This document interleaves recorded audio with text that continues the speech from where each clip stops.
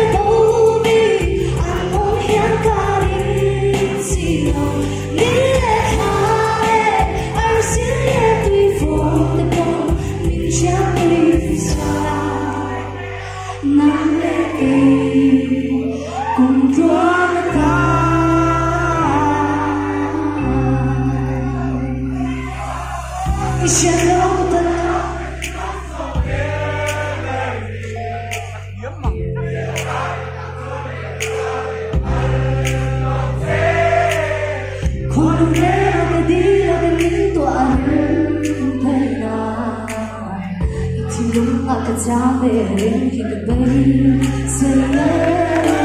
dia malam akan terbuka syakso, mungkin hari tolong masih dalam biar tu langsung, boleh